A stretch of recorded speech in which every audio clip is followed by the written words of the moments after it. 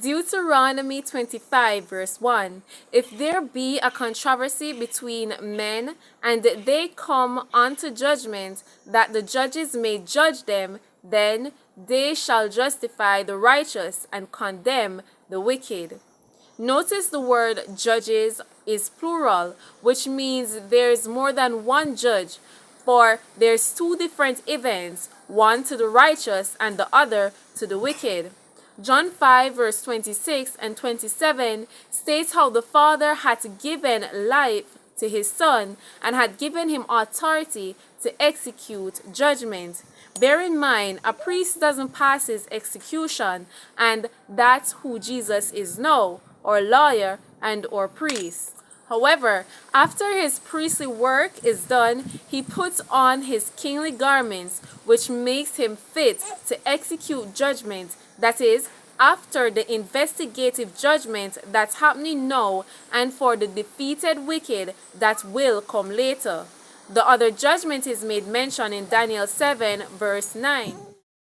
I do pray you guys get what I'm saying, but Earlier on to say that it's two judgments, but there is actually two judgment. But what I really meant to say was that there's two different two phases of judgment.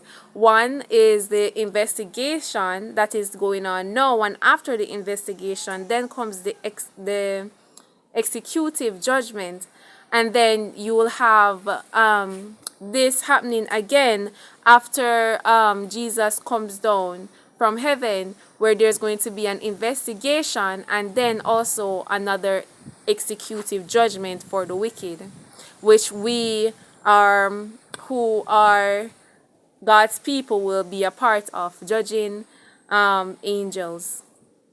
7 verse 9, that is the investigative judgment, where the Ancient of Days did sit, and in verse 10 the judgment was set and the books were open. What are these books? The book of records, remembrance, the book of life. Those that give their hearts to God are written in the Lamb's book of life and are being judged now, from the dead Adam to the last living Elias. The wicked are not being judged right now. If the wicked remain wicked, they are already condemned. Daniel 12 and verse 1 to 2 states that, "And at that time thy people shall be delivered, every one that shall be found written in that book. And many of them that sleep in the dust of the earth shall awake, some to everlasting life, and some to shame and everlasting contempt." This is the two judgments, the investigative and the executive. The question is, who are you working to be judged by, the Father or Jesus?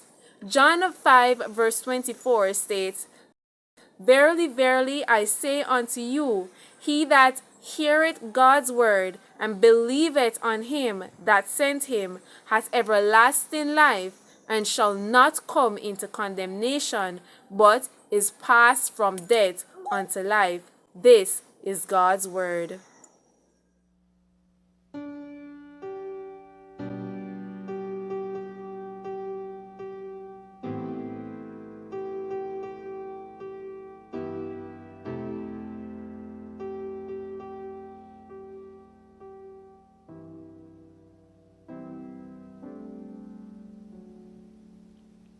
I dreamed that the great judgment morning had dawned and the trumpet had blown.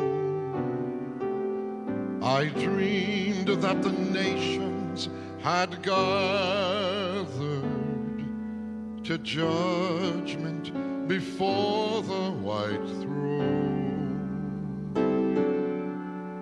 From the throne came a bright shining angel, and stood on the land and the sea, and he swore with his hand raised to heaven that the time was no longer to be.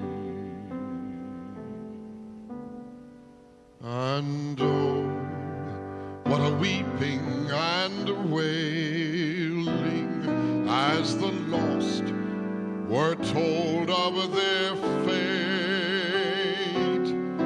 They cried to the rocks and the mountains.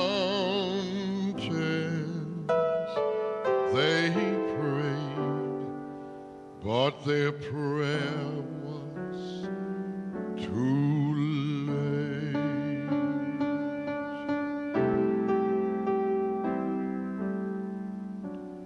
The rich man was there, but his money had melted and vanished away. A pauper he stood in the judgment.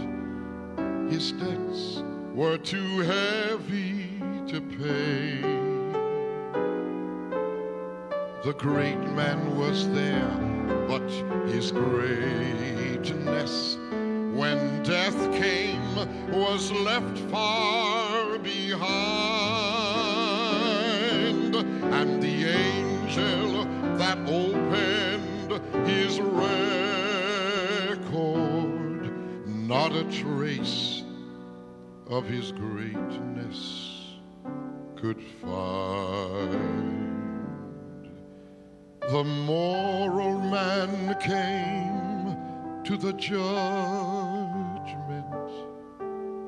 but his self-righteous rags would not do. The men who had crucified Jesus, they looked just like moral men too. The soul that had put off salvation, not tonight, I'll get saved by and by. But no time now to think of religion. At last they had found time to die. And oh, what a weeping